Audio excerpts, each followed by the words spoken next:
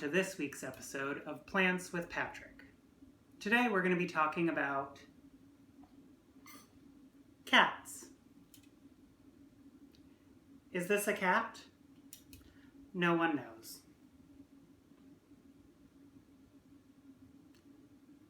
We may never know, but certainly these are cats. And as the picture shows, they have enriched our lives in so many ways. It's just that sometimes they use our gardens as litter boxes. So, if you've started to grow a garden this year, and you've noticed that our furry friends are making a mess of it, I have a few simple, humane ways that we can keep cats out of our garden beds for good. These homemade cat repellents won't harm our favorite little creatures, but with regular use, they will keep cats out of our garden beds for good. I think I may have just said that twice. Anyway, essential oils are a great way to repel cats.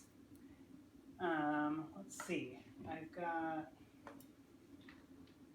a couple of different ones here. The best essential oils to use for a cat repellent would be citrus oils like lemon, orange, grapefruit, or things that have a really pungent smell like lavender or rosemary. So for an essential oil cat repellent, you would use about 5 to 10 drops of essential oils, or a mix of them, and some water, and maybe about a cup of water to 5 to 10 drops. So if you were doing 2 cups of water, maybe do more like 15 to 20 drops. Or 10, yeah, I think that's the right math. Okay, so you'll use essential oil and water for one of the ways of making cat repellent.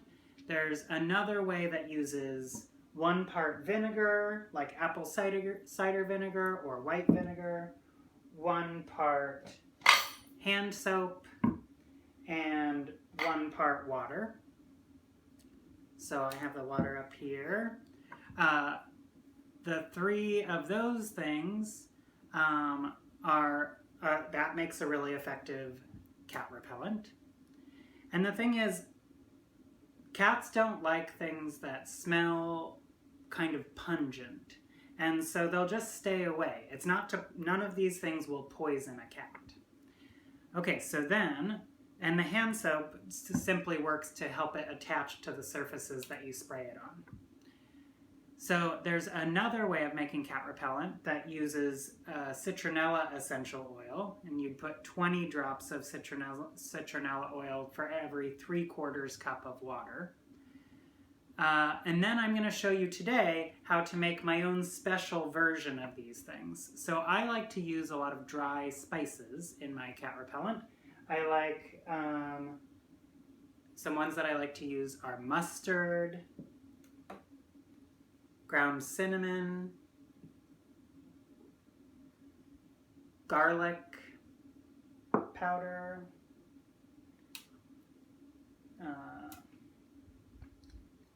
ground pepper, and I think that's it. That's what I use in mine. So basically, for Patrick's special recipe cat repellent, you're going to use approximately 1 to 2 teaspoons of each of your dried spices. So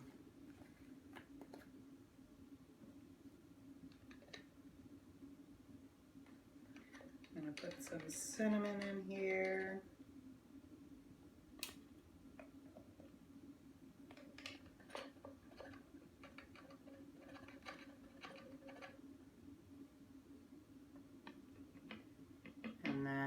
So about 2 teaspoons of cinnamon. And then, oh, this one hasn't been opened before.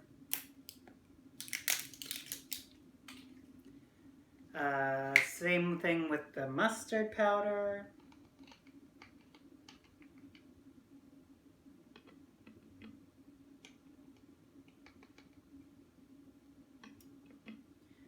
And then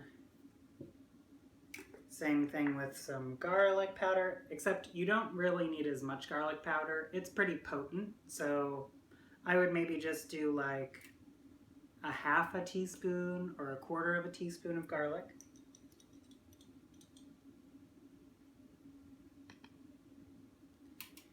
And then you'd add your black pepper,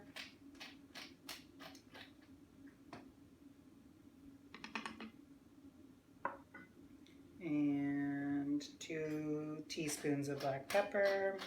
I'm grinding it down here, so it's very fresh, but you can just use any black pepper that you have. Some of the places that I've read say that you can also use cayenne pepper, but I'm afraid that the cats really may not like that in a way that might be bad. So I stick with black pepper because it still has that spice, but it doesn't have any of the heat. So then, once I have my spices at the bottom of my bottle, I use some apple cider vinegar, maybe